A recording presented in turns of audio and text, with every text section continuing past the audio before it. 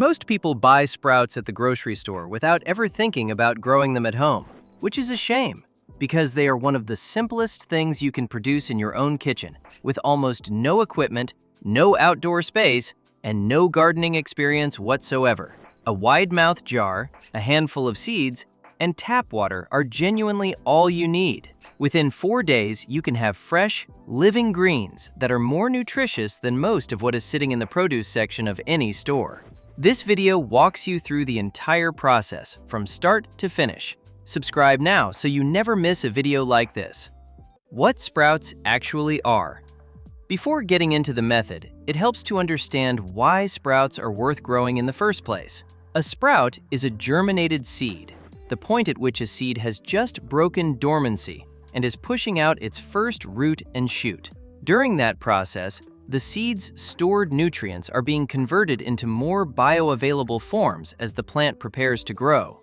Research published in the Journal of Agricultural and Food Chemistry has confirmed that the sprouting process significantly increases concentrations of vitamin C and K, B vitamins, including folate, and antioxidant compounds compared to the unsprouted seed. Protein digestibility also improves during sprouting, because the plant begins breaking down storage proteins into amino acids. Sprouts have been eaten in Asia for over 5,000 years, with records of mung bean sprouts in Chinese texts dating back to at least 3000 BCE. American sailors in the 18th century were documented eating sprouted grain to prevent scurvy on long voyages.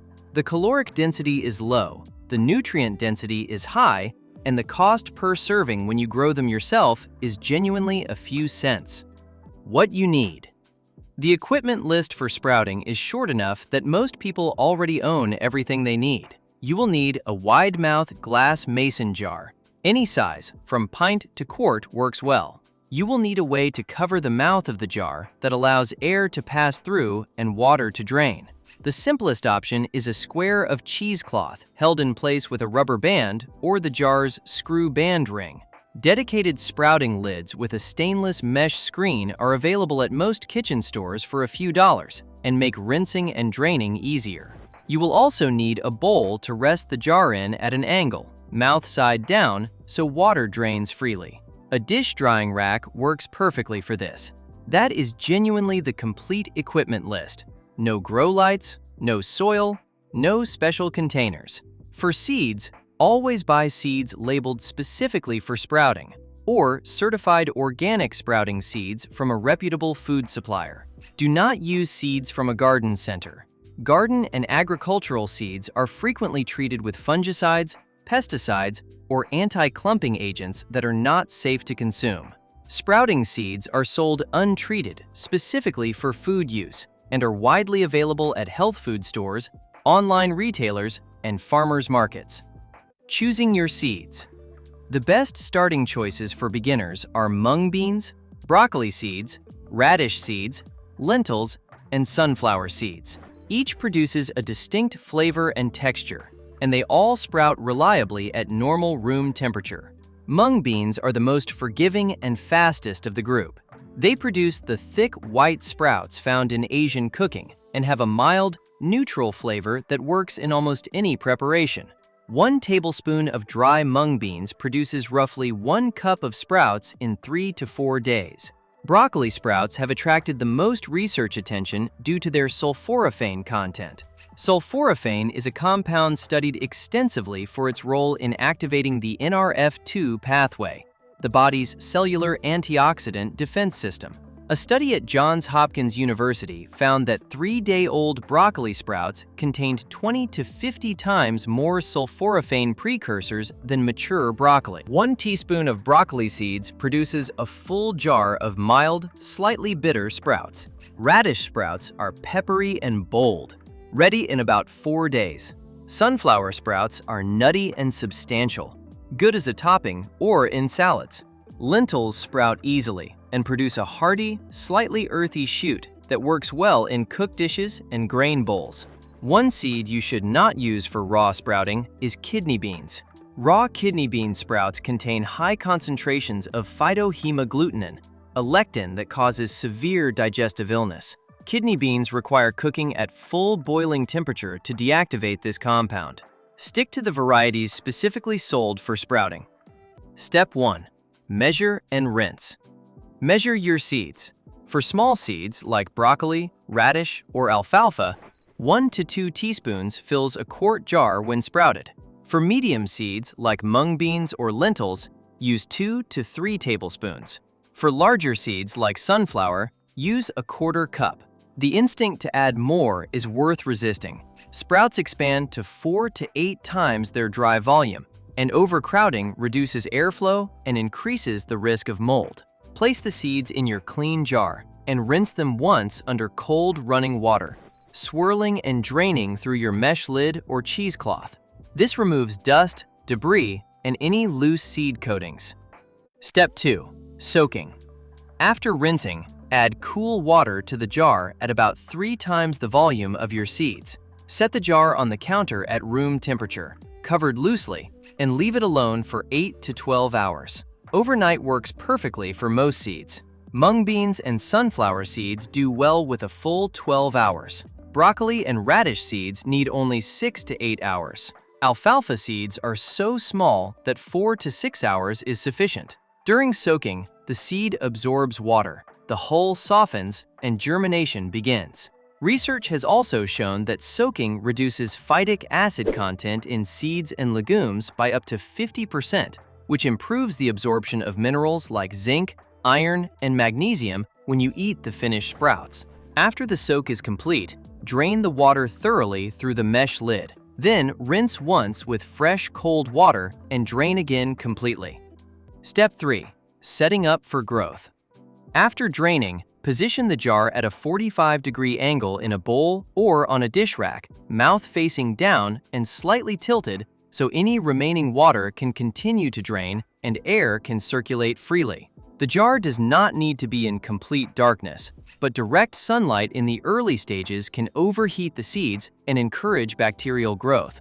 A spot on the counter away from direct sun or inside a cabinet with the door slightly open works well. The single most important factor in successful sprouting is complete drainage after every rinse. Standing water is what causes mold and bacterial growth.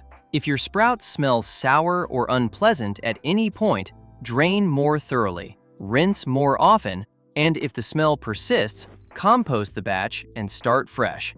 Step 4. The rinse cycle. For the next 2 to 4 days, rinse and drain your jar twice daily. Morning and evening is the natural rhythm. Each rinse takes about 30 seconds. Hold the jar under cool running water, swirl gently, drain completely through the mesh, then return the jar to its angled draining position.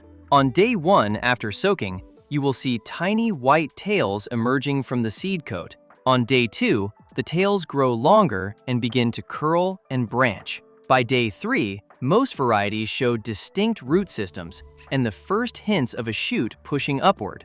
On day 4, the sprouts are filling the jar, and depending on the variety, small, pale leaves are visible at the tips. One thing that confuses new sprouters is the difference between root hairs and mold. Root hairs are tiny, white, fuzzy filaments that grow directly from the root surface. They are perfectly normal, odorless, and a sign of healthy growth. Mold is a different color, often gray, green, or black, has a fuzzy surface that does not originate from the root, and smells distinctly unpleasant. When in doubt, smell the jar. Healthy sprouts smell fresh and slightly green, like cucumber or peas. Anything sour, musty, or off means drainage was insufficient. Step 5. Final rinse and harvest. Most sprouts are ready to harvest between day 3 and day 5. When the sprouts fill the jar and the tails are at least half an inch long, they are ready. Broccoli and alfalfa sprouts benefit from one final step. Move the jar to indirect natural light for 4 to 8 hours before the final rinse. This allows the leaves to green up as chlorophyll develops, which improves both the flavor and the nutritional profile. Give the finished sprouts a thorough final rinse, agitating gently to help rinse away loose seed hulls that have separated during growth. You do not need to remove every hull, but rinsing them out improves the texture and appearance of the finished sprouts. Drain completely one last time. Step 6. Storage and use.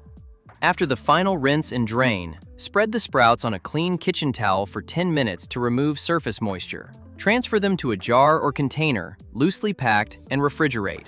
A paper towel in the bottom of the container absorbs moisture and helps them last longer. Refrigerated sprouts stay fresh for 5 to 7 days. Rinse them once more under cold water before eating. For use, mung bean sprouts are classic in stir-fries, spring rolls, pad thai, and noodle soups. Broccoli sprouts add a mild, nutty bitterness to sandwiches, wraps, and salads. Radish sprouts bring heat to any preparation and pair well with avocado and egg. Sunflower sprouts are substantial enough to stand alone as a topping or be blended into a green smoothie. Lentil sprouts can be cooked briefly or eaten raw and work well in grain bowls and soups. A brief food safety note before closing: the warm, moist conditions that sprouts thrive in also favor bacterial growth. Alfalfa, clover, and radish sprouts have been linked to Salmonella and E. coli outbreaks in commercially grown products, most often traced to contaminated seeds. Buying seeds from a reputable sprouting supplier,